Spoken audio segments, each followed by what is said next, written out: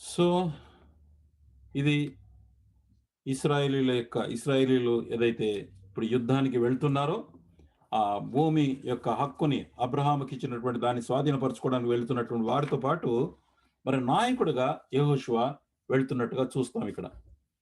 మళ్ళీ తర్వాత అసలు ఈ ఈ యెహోషువ యొక్క చరిత్ర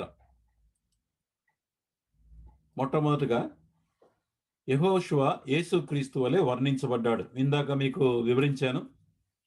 అతని యొక్క జీవితంలో అతను నాయకుడిగా మారక ముందు యెహోషువ వ్యక్తిగతంగా ఎలాగు ఎదిగాడో మనము హిస్టరీలో చూస్తే అర్థమవుతుంది. నిర్గమకాండం 17:8-10 వచనాల్లో చూస్తే గనక అక్కడ అమాలేకీయుల యుద్ధం జరిగింది.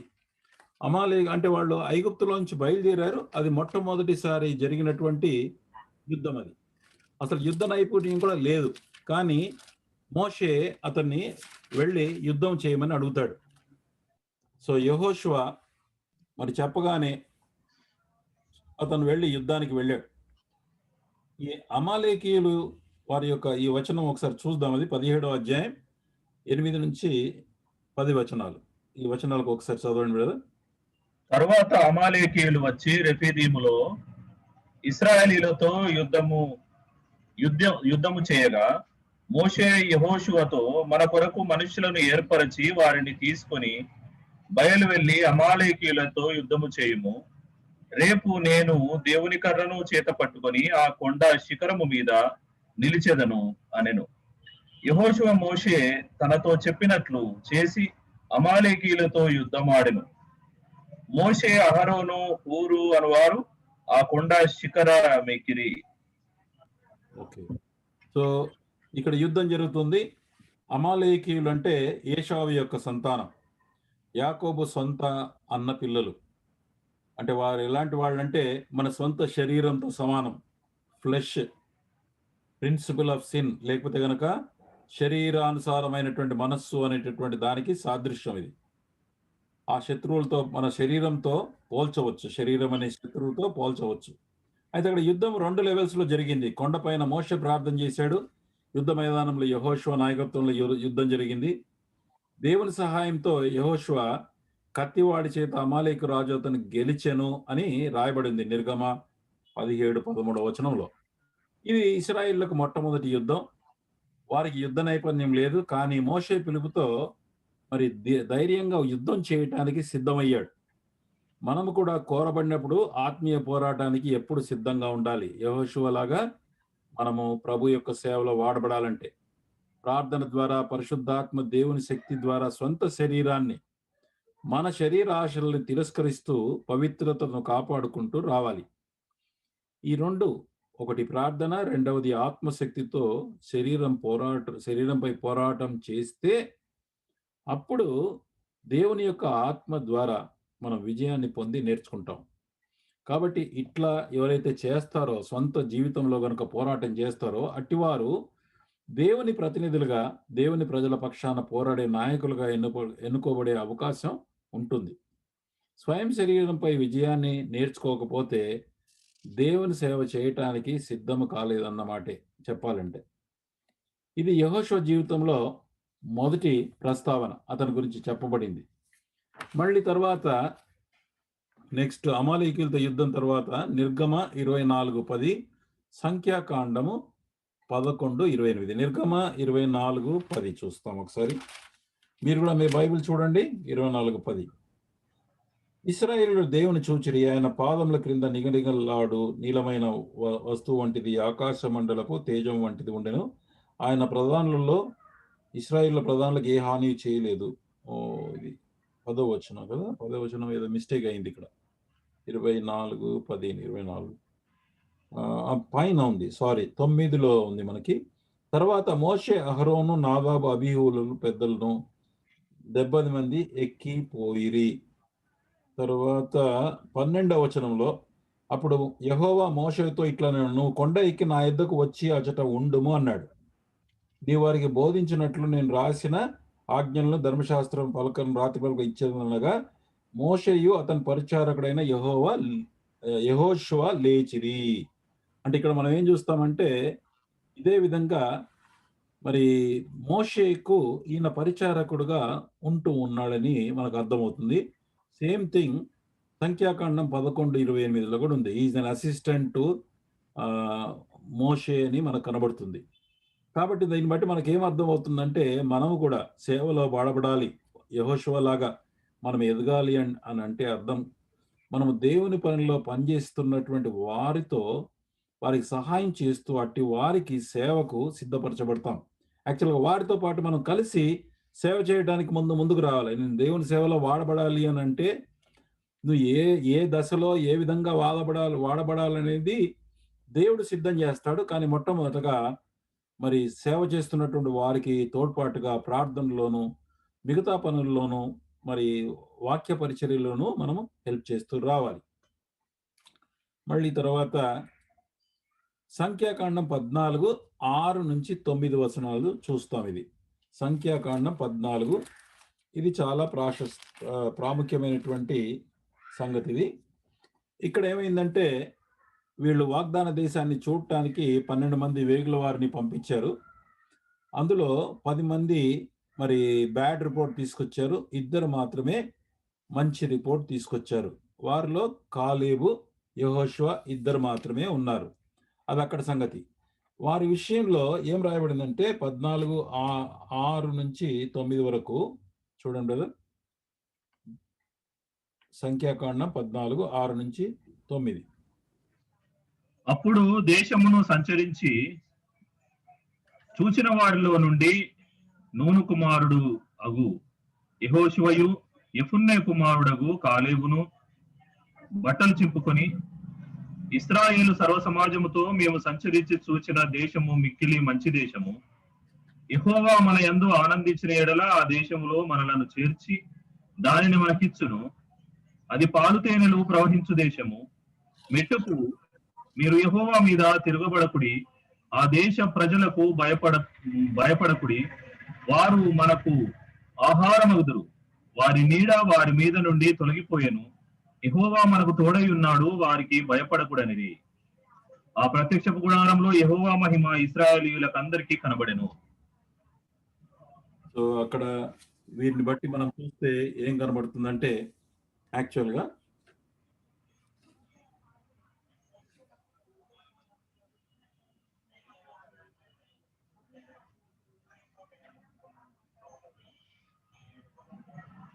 నాలుగు విషయాలు ఇక్కడ నేను రాశాను.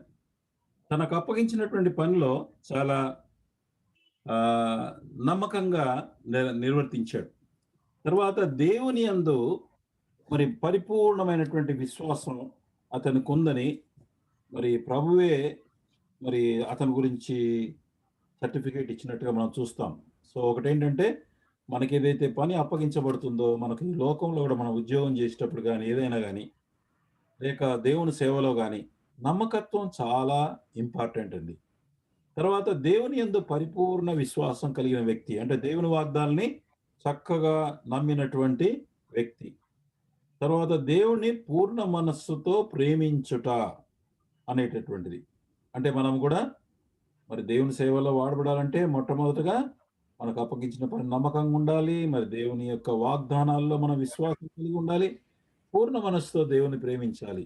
ఎందుకనంటే దేవుడు మన యందు ఆనందించిన ఎడల మనం తప్పకుండా మరి తప్పకుండా మనం గెలుస్తాం. మనం ప్రభు తీసుకెళ్తాడనేటటువంటి ఆ యొక్క మాట చెప్పాడు. అంటే మనము మన జీవితము దేవునికి సంతోషం కలిగించే విధంగా, ఆనందం కలిగించే విధంగా ఉండాలి. దేవుడు చేసినటువంటి వాగ్దాన ప్రకారం క్రీస్తును నమ్మిన వారికి తోడై ఉన్నాడనే విశ్వాసం ఎప్పటికీ ఉండాలి మనకి. కీర్తనలు 23లో దావీదు చెప్పినట్లుగా, గాఢాంధకారపు లోయలో నేను సంచరించిన ఏ అపాయమునకు భయపడను, నీవు నాకు తోడై ఉందువు అనేటటువంటి ఆ యొక్క విశ్వాసం మనకుండాలి. మంచి రోజుల్లోనే కాకుండా కష్ట సమయాల్లో కూడా ప్రభువు మనతో ఉంటాడనే విశ్వాసం చాలా ఇంపార్టెంట్ అండి. ఇలాంటి విశ్వాసం మొదట మనం అభ్యాసం చేస్తే గనక దేవుని ప్రజలకు సేవ చేయటానికి, లేక వారికి సహాయం చేయడానికి సిద్ధపడినటువంటి పాత్రలుగా మనం ఉంటాం. యాక్చువల్‌గా ఇప్పుడు యెహోషువ ఎలాగెళ్ళాడు, మనము కూడా ఎలాగ దేవుని చేత వాడబడగలము అనేటటువంటి విషయాన్ని మనం చూస్తున్నాం. తర్వాత మనమే స్వయంగా విశ్వసించకుండా ఉంటే ఇతరులకు వాక్యము బోధించినా ఆ విషయంలో మాటలు పనిచేయవు. పై మాటలుగా మాత్రమే వెళ్ళిపోతాయి అవి. తర్వాత కాదేషు బర్నియాలో జరిగిన ఈ సంఘటన, తర్వాత ఇశ్రాయేలు ప్రజల వాగ్దాన దేశమును తృణీకరించినటువంటి సమయంలో మరి సంఖ్యాకాండం 32:11 వచనంలో ఐగుప్తు దేశంలో నుండి వచ్చిన మనుషులలో పూర్ణ మనస్సుతో యెహోవాను అనుసరించిన కాలేబును, నూను కుమారుడైన యెహోషువ తప్ప మరి ఎవడునూ పూర్ణ మనస్సుతో నన్ను అనుసరింపలేదు అని ఆయన గూర్చి యెహోవానే సాక్ష్యం ఇచ్చాడు. అందుకే దీన్ని బట్టి నాయకులుగా ఎన్నుకోబడాలి అంటే మాత్రం మనము ఏదో పేరుకు మాత్రమే ప్రభువును పైపైన గాకుండా పూర్ణ మనస్సుతో, పూర్ణ ఆత్మతో మనము వెంబడించాలి. తర్వాత ద్వితీయోపదేశ కాండంలో దేవుని 3:21-22లో దేవుని సేవకుల ఆధ్వర్యంలో యుద్ధాలు నేర్చుకున్నాడు. మోషే బ్రతికి ఉండగానే బాషాను దేశం రాజైన ఓగు, తర్వాత అమోరీయుల సిహోను పట్టణం, ఇవి 2 కూడా అమోరీయుల యొక్క మరి పెద్ద పట్టణాలు, తర్వాత స్థలాలు, అనేక పురములు ఉన్నాయి వాళ్ళ దగ్గర వాళ్ళు. కాబట్టి మోషే బ్రతికినప్పుడే యుద్ధం చేశారు. ఆ యుద్ధంలో మరి యెహోషువ ఇశ్రాయేలు ప్రజలతో పాటు యుద్ధం చేసి వారిని గెలిచారు. ఇట్లు దేవునిపై ఆధారపడి యుద్ధం ఎలా చెయ్యాలి అని మోషే దేవుని దగ్గర ఎలా విచారించి ప్రతి విషయంలో దేవుని మాట అడుగుజాడల్లో నడిచాడో తను స్వయంగా చూశాడు. ఎవరు? యెహోషువ. అలాగే ప్రభు యొక్క పనిలో సేవ చేయాలి అనుకునే వ్యక్తి మొదట తనకంటే ముందుగా నడిచిన మంచి సేవకులు, నాయకులు వారికి సహకరిస్తూ, వారికి తోడ్పడుతూ, వారితో పాటు ప్రార్థనలోను, సేవలోను, శ్రమలలోను మరి వాటి ద్వారా మనం పొందుకునే ట్రైనింగ్‌ను మనం నేర్చుకోవాలి యాక్చువల్‌గా. ఆ తర్వాత సమయం వచ్చినప్పుడు దేవుని సేవకులుగా ముందుగా నేర్చుకున్నటువంటి వాళ్ళు సంగతులు సిద్ధపడి ఉంటారు కనుక దేవుని ఆజ్ఞల యొక్క అడుగుజాడల్లో దేవుని ప్రజలను సేవ చేయటం అనేది సులభతరం అవుతుంది. ఎగ్జాక్ట్‌లీ మోషే కాలంలో మొత్తం అబ్జర్వ్ చేశాడు మోషేని ఎలాగా. అందుకోసమే ద్వితీయోపదేశకాండం 3:21లో 22లో ఏమన్నాడంటే, ఆ కాలమున నేను యెహోషువతో ఇట్లాంటిని, మీ దేవుడైన యెహోవా ఈ ఇద్దరు రాజులను చేసినదంతయు నీవు కన్నులారా చూచితివి గదా! నువ్వు వెళ్ళుచున్న రాజ్యములన్నిటికీ యెహోవా అలాగే చేయును. నువ్వు యుద్ధంలో చూసావు ఎలా చేశాడు దేవుడనేది. అంటే మనము కూడా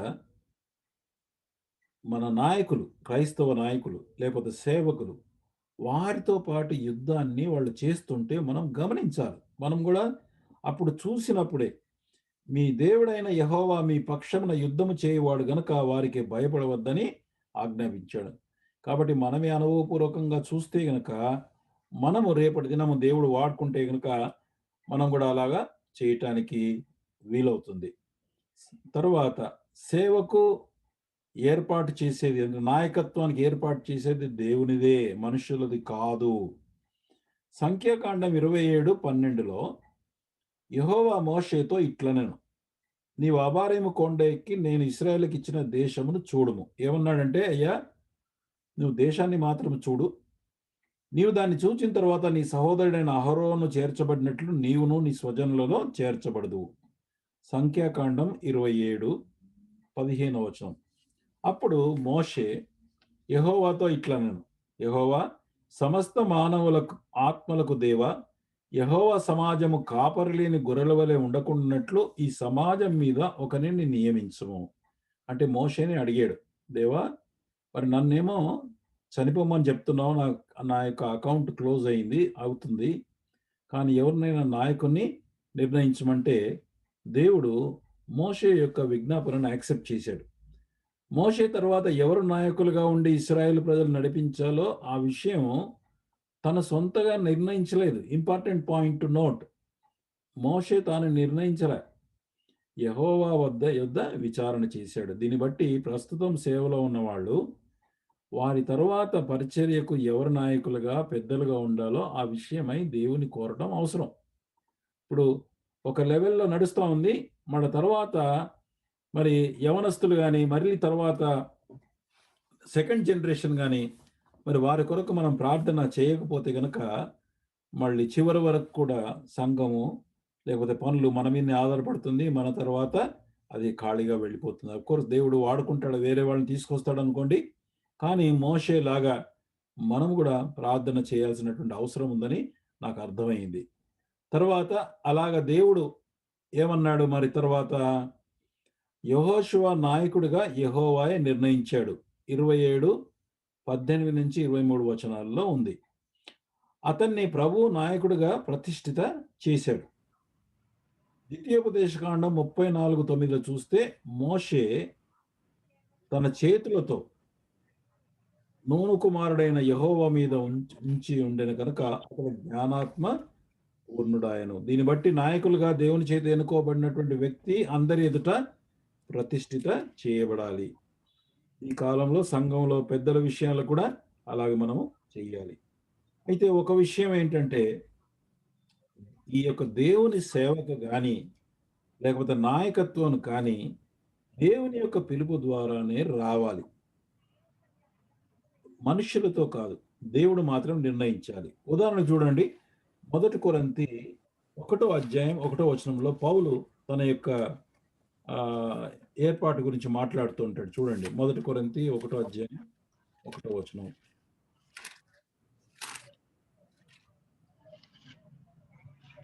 దేవుని చిత్తం వలన యేసుక్రీస్తు యొక్క అపోస్తలుడుగా ఉండటకు పౌలును, సహోదరుడైన సోస్తెనేసును. కాబట్టి దేవుని చేత పిలువబడ్డాడు. గలతీ 1:1 చాలా స్పష్టంగా చెప్పాడు. గలతీ 1:1 మనుష్యుల మూలముగానైనను ఏ మనుష్యుని వలనైనను కాక యేసుక్రీస్తు వలన ఆయన మృతులలో నుంచి లేపిన తండ్రి అయిన దేవుని వలనను అపోస్తలుడుగా నియమింపబడిన పౌలను నేను. కాబట్టి మనము దేవుని చేతనే మనము అలాగా ఏర్పరచబడటానికి మనము సిద్ధంగా ఉండాలి. మరి అంతవరకు ఏం చేయాలా? అంతవరకు మరి నాకేమో దేవుని సేవ చేయాలని ఉంది. మరి నేనేం చేయాలా? దానికి తిమోతికి ఒక సలహా ఇచ్చాడు. 2 తిమోతి 2:15 దేవుడు మనను ఆయన సేవ కోసం అంగీకరించే వరకు మనం చేయవలసిన పని ఏంటంటే 2 తిమోతి 2:15 దేవుని ఎదుట యోగ్యునిగాను సిగ్గుపడనక్కర్లేని పనివానిగాను సత్యవాక్యమును సరిగా ఉపదేశించువానిగాను నిన్ను నీవే దేవునికి కనపరుచుకున్నటకు జాగ్రత్త పడుము. అంతవరకు ఏం చేయాలంటే దేవుని యొక్క వాక్యాన్ని సరిగా ఉపదేశించేవాళ్ళుగా, సరిగా విభజించేటటువంటి వ్యక్తిగా మనం దానికి మరి చదువుకుంటూ ధ్యానం చేస్తూ మనం సిద్ధపడుతూ ఉండాలి. ఎప్పుడు దేవుడు పిలుస్తాడో మనకు తెలియదు, కానీ మన యొక్క స్టడీస్ని ఎవరు అంగీకరించాలంటే దేవుడు అంగీకరించాలి అంటాడు ఇక్కడ. నిన్ను నీవే దేవుని చేత అంగీకారమునకు study to show thyself approved unto God అంటాడు ఇంగ్లీష్లో. అంటే దేవుని చేత మరి అంగీకరించబడేటటువంటి వాడుగా. తర్వాత యెహోషువ సరే నాయకుడిగా అయిపోయాడు. ఇప్పుడు నాయకుడిగా అయిపోయిన తర్వాత యుద్ధానికి వెళ్ళక ముందు యెహోషువ 1:5-9 బ్రదర్ చదవండి కొంచెం. నీవు బ్రతుకు దినములన్నిటను ఏ మనుష్యుడును నీ ఎదుట నిలవలేకయుండును. నేను మోషేకు తోడయుండినట్లు నీకును తోడయుండును. నిన్ను విడువను, నిన్ను ఎన్నడును ఎడబాయను. నిబ్బరము కలిగి ధైర్యముగా ఉండుము. వారికిచ్చదనని నేను వారి పితరులతో ప్రమాణము చేసిన ఈ దేశమును నిశ్చయముగా నీవు ఈ ప్రజల స్వాధీనము చేసేదవు. అయితే నీవు నిబ్బరము కలిగి జాగ్రత్త పడి బహుధైర్యముగా నుండి నా సేవకుడైన మోషే నీకు ఆజ్ఞాపించిన ధర్మశాస్త్రం అంతటి చొప్పున చేయవలెను. నీవు నడుచు ప్రతి మార్గమున చక్కగా ప్రవర్తించినట్లు నీవు దాని నుండి కుడికి గాని ఎడమకు గాని తొలగకూడదు. ఈ ధర్మశాస్త్ర గ్రంథమును నీవు బోధింపక తప్పిపోకూడదు. దానిలో వ్రాయబడిన వాటన్నిటి ప్రకారము చేయుటకు నీవు జాగ్రత్త పడినట్లు దివారాత్రము దాని ధ్యానించిన ఎడల నీ మార్గమును వర్ధిల్ల చేసుకొని చక్కగా ప్రవర్తించెదవు. నేను నీకు ఆజ్ఞ ఇచ్చి ఉన్నాను కదా. నిబ్బరము కలిగి ధైర్యముగా ఉండుము. దిగులు పడకము, జడియకుము. నీవు నడుచు మార్గమంతటిలో నీ దేవుడైన యెహోవా నీకు తోడయుండును. కాగా యెహోషువ ప్రజలకు ప్రజల నాయ చాలు బ్రదర్. చాలు చాలు 9 వరకే చాలు. ఈ వచనాల్లో గనక చూస్తే నిబ్బరము కలిగి 6వ వచనంలో, 7వ వచనంలో నీవు నిబ్బరము కలిగి మళ్ళీ వచ్చింది. మళ్ళీ తర్వాత 9వ వచనంలో నీవు నిబ్బరము కలిగి ధైర్యముగా ఉండుము అన్నాడు. దానికంటే మొట్టమొదటిగా మరి దేవుని యొక్క ఇతను ఫస్ట్ మొట్టమొదటిది ఏంటంటే దేవుని వాగ్దానాల్ని నమ్మటం. ఏమని వాగ్దానం చేశాడు? నేను మోషేకు తోడై ఉండినట్లు నీకును తోడైందును, నిన్ను విడువను, నిన్ను ఎన్నడును ఎడబాయను. ఇది ఫౌండేషన్ అండి, బేసిస్ అన్నిటికి కూడా. మన జీవితంలో కూడా ప్రభువైన యేసుక్రీస్తు వారు స్పష్టమైన రీతిగా మరి ఆయన వాగ్దానం చేశాడు. ఏమన్నాడంటే ఆయన, నిన్ను ఏమాత్రము విడువను, ఎన్నడును ఎడబాయనని మరి మనకు హెబ్రీయులు రాసిన పత్రికలో దాని గురించి రీట్రేట్ చేశాడు అది. కాబట్టి మన జీవితంలో అసలు మనకును అన్యులకు ఉన్నటువంటి తేడా ఏంటంటే ప్రభువు మనకు తోడుగా ఉండటం. మనం తోడుగా ఉండటంలోనే మన స్పెషాలిటీ. ప్రభువు గనక మనతో తోడుగా లేకపోతే, మనతో ఉండకపోతే మనకు అన్యులకి అవిశ్వాసులకు తేడా ఏమీ లేనేలేదు. కనుక ప్రభువు మనతో ఉంటానని వాగ్దానం చేశాడే, చేసిన వాగ్దానాల్ని నమ్మాలి మొట్టమొదటిగా. తర్వాత రెండవ మాట ఆయనకేం చెప్పాడంటే, ఈ ధర్మశాస్త్రమును దివారాత్రములు ధ్యానించుట. ఇది ఎక్కడుందంటే వర్స్ 8 ఓకే. దానిలో వ్రాయబడిన ప్రకారం ఓకే, దానిలో వ్రాయబడిన ప్రకారము వాటన్నిటి ప్రకారము చేయుటకు నీవు జాగ్రత్త పడినట్లు దివారాత్రం దాన్ని ధ్యానించాలి. మొట్టమొదటిది అంటే మొదట దేవుని యొక్క వాగ్దానం ఆయన తోడుగా ఉన్నాడని నమ్మాలి. రెండవది ఏమంటాడంటే నువ్వు దివారాత్రంలో, అంటే దివారాత్రంలో అంటే 24 అవర్స్ అని కాదు ఇక్కడ. సమయం దొరికినప్పుడల్లా నీకు ఎంత అవకాశం ఉంటే దానికి, ఊరికే పనికిరానటువంటి పుస్తకాలు కానీ పనికిరాని వాటితో మనం టైం వేస్ట్ చేస్తే గనక అది ఎన్నో సంవత్సరాలు పోగొట్టుకున్నాను. అలాగే నేను కూడా. అలా కాకుండా మనము శ్రేష్టమైనటువంటి దేవుని యొక్క వాక్యాన్ని ధ్యానిస్తూ ఉంటే గనక అప్పుడు నీ మార్గమును వర్ధిల్ల చేసుకొని చక్కగా ప్రవర్తించదు అన్నాడు. అంటే యూ విల్ బి సక్సెస్ అని రాసింది ఇంగ్లీష్లో. అంటే నీకు సక్సెస్ కావాలి అంటే, విజయం కావాలి అంటే దేవుని యొక్క వాక్యమును దివారాత్రములు ధ్యానించాలి. మొదట దేవుని యొక్క వాగ్దానం నమ్మాలి, రెండవది ధ్యానించాలి. తర్వాత మూడవ పార్ట్ ఏమన్నంటే ధర్మశాస్త్ర ప్రకారం జీవించాలి. కుడికి కానీ ఎడమకు కానీ పోకూడదు అన్నాడు. ఈ వర్స్ 7లో ఉంది. ఏమంటాడంటే ధర్మశాస్త్రం అంతటి చొప్పున చేయవలను, నువ్వు నడుచు మార్గమున ప్రతి మార్గమున అంటే ప్రతి విషయంలో కూడా చక్కగా ప్రవర్తించినట్లు నీవు దానిలో నుండి కుడికి కానీ ఎడమకు కానీ తొలగకూడదు అన్నాడు. తర్వాత ధర్మశాస్త్రమును ప్రజలకు బోధించుట మానకూడదు. అంటే అర్థం ఏంటంటే మనకు దేవుడు అప్పగించినటువంటి రెస్పాన్సిబిలిటీ, ఒక నాయకత్వం కనుక ఇస్తే, మన కుటుంబం నాయకత్వం మనకి ఇచ్చాడు అనుకోండి, కుటుంబానికి బోధించటం మానకూడదు. కానీ కుటుంబానికి బోధించటం కంటే ముందు మనం ఏం చేయాలి? దేవుని వాగ్దానాలు నమ్మాలి, తర్వాత ధ్యానం చేయాలి, దాని ప్రకారంగా జీవిస్తూ మనం ఒక మోడల్గా ఉండాలి, మరి మన యొక్క కుటుంబ సభ్యులకు చెప్పాలి. అలాగే సంఘములో కూడా అంతే, దేవుని యొక్క వాగ్దానం నమ్మాలి, వాక్యాన్ని ధ్యానించాలి, దాని ప్రకారంగా జీవించాలి. మరి తర్వాత సంఘములో ఉన్నటువంటి అందరి ప్రజలకు నేర్పించాలి. వీటి ద్వారా మనకి ఏం అర్థమవుతుందంటే విశ్వాస జీవితంలో పోరాటం అనేది తప్పదు. పోరాటం అనేది ఎప్పుడు తప్పదు. కానీ పోరాటాన్ని గెలవడానికి ధైర్యం కావాలి. ధైర్యం కలిగి ఉండడానికి ముఖ్యం కారణం ఏంటంటే దేవుని వాక్యం, దేవుని యొక్క వాగ్దానాలు, మాట తప్పని దేవుడు చేసిన వాగ్దానాలు. ఇక్కడ యెహోషువతో చెప్పినట్లు మనతో కూడా యేసుక్రీస్తు ప్రభువారు నిన్ను ఏమాత్రం విడువను, ఎన్నడూ ఎడబాయనని వాగ్దానం చేశాడు. తాను పునరుత్థానుడై తిరిగి లేచిన తర్వాత ఆరోహణం కాకముందు ఏమన్నాడు? పరలోకమందును భూమి మీదను నాకు సర్వాధికారము ఇవ్వబడింది. ఇదిగో నేను యుగ సమాప్తి వరకు సదాకాలం మీతో కూడా ఉంటానని చెప్పాడు. ఇది 28వ అధ్యాయంలో మనకు కనబడుతుంది. ఇంకా 12వ అధ్యాయం హెబ్రీ పత్రిక 2వ వచనంలో ఏమన్నాడంటే, విశ్వాసమున కర్తయు దాన్ని కొనసాగించేవాడైన యేసు వైపు చూచుచు.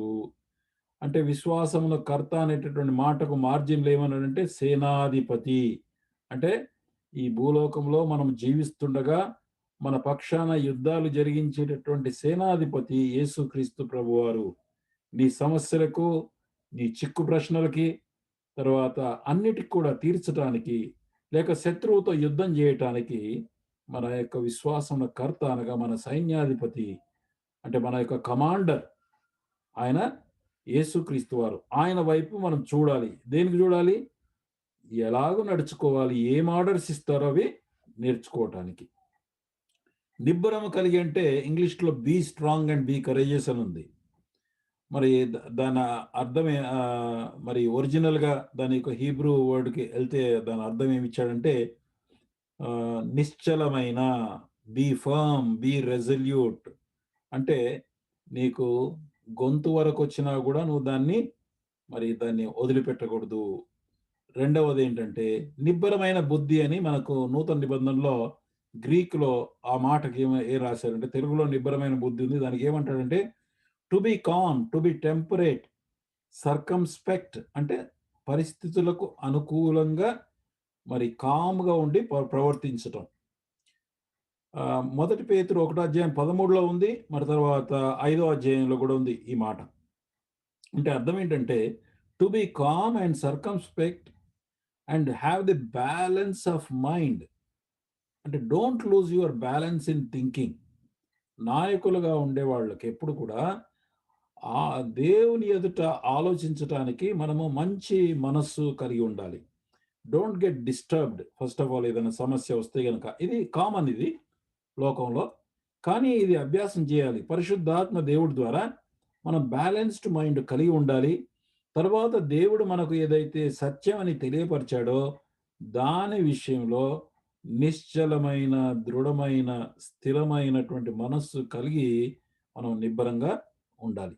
యుద్ధాలు వచ్చినా, శ్రమలు వచ్చినా సింహాసనాసీనుడైన ప్రభు మనకు తోడై ఉన్నాడని మన మనస్సులో బ్యాలెన్స్ మనం కోల్పోకూడదు. ఇంకొక మాట చూస్తే గనక దిగులు పడకుము అన్నాడు. అంటే not to be afraid, terrified. శత్రువు చూసినప్పుడు మనకు సమస్యలు వచ్చినప్పుడు ముందు ట్రెంబుల్ అవ్వద్దు, టెరిఫై అవ్వద్దు. తర్వాత జడియకుము అంటే don't be discouraged, don't be shattered, don't be afraid.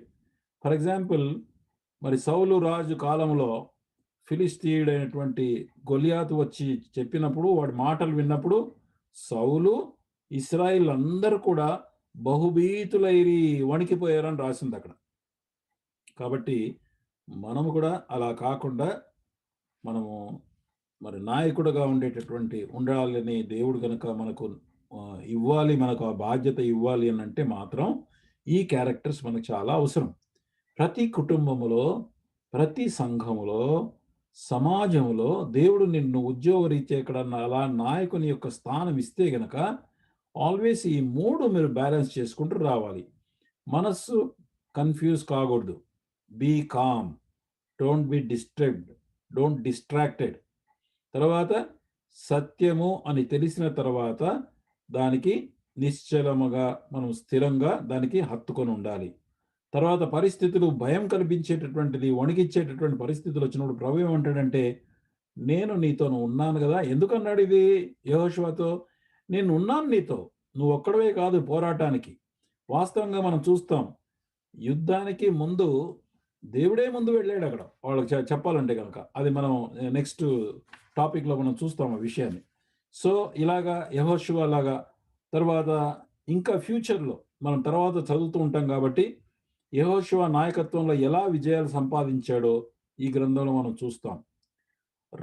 అయితే అతని పరిచర్యలో అంతవరకు మరి మనము ముందు చాలా విషయాల్ని ఈ విషయాలు అంటే యెహోషువ యొక్క నాయకత్వాన్ని ఎలాగూ దేవుడు మరి యేసు ప్రభువుకి సాదృశ్యంగా మనకు పెట్టాడో, ఇతని యొక్క యుద్ధం యొక్క స్టైల్ గనుక మనం చూస్తే అదే స్టైల్‌ని యేసు ప్రభువారు కూడా ఇంచుమించు మరి ఫాలో అయినారు. మరి మనకు కూడా ఉపయోగకరంగా ఉంటుంది. ఎలాగూ యేసుక్రీస్తు తండ్రి యొక్క సన్నిధిలో ఆయన వేచి ఉండి కనుక్కొని చేశాడో, అలాగే యెహోషువ కూడా ప్రతిది కూడా దేవుణ్ణి అడిగి చేస్తూ వచ్చాడు. ఈ పాఠం ఎక్కడ నేర్చుకున్నాడు? అక్కడ మోషే దగ్గర నేర్చుకున్నాడు. అందుకొరకే సీనియర్‌గా ఉండేటటువంటి బ్రదర్స్ దగ్గర మనము మిగతా వాళ్ళందరూ కూడా సహవాసం గడపటానికి టైం తీసుకోవాలండి. ఇప్పుడు ప్రాబ్లమ్ ఏంటంటే సీనియర్స్‌కు టైం లేదు. జూనియర్స్ కూడా టైం లేదు. ఆ ఇంట్రెస్ట్ లేదు.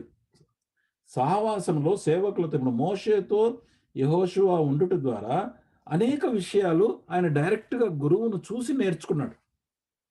నేను కూడా నా జీవితంలో విక్టర్‌తో పాటు ఉండడం వల్ల ఆయన టీచర్‌గా దేవుడు ఏర్పాటు చేసిన స్పిరిచ్యువల్ టీచర్‌గా చాలా సంవత్సరాలు ఆయన్ని చూశాను. ఎన్ని సంవత్సరాలు ఆయనతో పాటు నేను ఉండేవాడినో. అంతేకాకుండా ఏంటంటే ఆయనతో టైం గడపడానికి స్పెసిఫిక్‌గా వారానికి కనీసం మినిమమ్ 1 డేలో కనీసం 4, 5 అవర్స్ అతనితో పర్సనల్‌గా ఉండి టైం గడిపేవాడిని. ఆయన టైం ఇచ్చేవాడు. నేను కూడా టైం తీసుకొని వెళ్ళేవాడిని. అందుకొరకే ఈ రోజుల్లో యవనస్తులు చాలామంది సంఘాల్లో పాడవడానికి కారణం ఏంటంటే, పాడవడం అంటే దారి తప్పిపోతున్నారు. దారి తప్పిపోవడానికి కారణం ఏంటంటే, యవనస్తులు ఏమైతున్నది, ఎవరు చూస్తున్నారు, వాళ్ళ గురించి ఏమైంది వాళ్ళ లైఫ్ అని ఎవ్వరు పట్టించుకోరు. పెద్దలు పట్టించుకోరు, ఎవరు పట్టించుకోరు. And that is the reason they are all distracting from the main focus. ఇప్పుడు తల్లిదండ్రులకు కొన్నిసార్లు ఏంటంటే, తల్లిదండ్రుల మాట యవన దశలోకి వచ్చిన తర్వాత ఫ్యామిలీలో వాళ్ళు వినడం తగ్గిపోతుంది ఆళ్ళకి. మీరు అబ్జర్వ్ చేయండి యాక్చువల్‌గా చూస్తే గనక. దానికి మిగతా బ్రదర్స్ గనక తీసుకొని అంటే ముందడుగు వేసి గనక హెల్ప్ చేస్తే చాలా మందికి మేలు కలుగుతుందండి. లేకపోతే యవనస్తుల్ని మీరు కాపాడుకోవాలి. యవనస్తులను కాపాడుకోకపోతే మాత్రం ఫ్యూచర్ జనరేషన్‌లో చాలా కష్టాలొస్తాయి. హైదరాబాద్ అసెంబ్లీలో నేను చాలా చూసాను. చాలామంది యవనస్తులు ఇటు, అటు అంతా కూడా చెదిరిపోయారండి. దానికి కారణం ఏంటంటే యవనస్తులను పట్టించుకోలేదు. దాంట్లో నేను కూడా ఒక బాధ్యుడిని.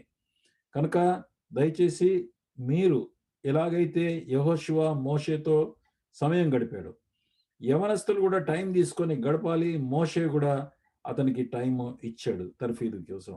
కనుక ముందున్నటువంటి సేవలో ఉన్నటువంటి వాళ్ళు ఎవరైతే శ్రద్ధ కలిగినారో, ఎవరికైతే ఇంట్రెస్ట్ ఉందో, ఆ బ్రదర్స్‌ని, చిన్న బ్రదర్స్‌ని, యవనస్తుల్ని మరి కూడగట్టుకొని వాళ్ళతో టైమ్ స్పెండ్ చేస్తానికి రావాలి. That is called discipleship.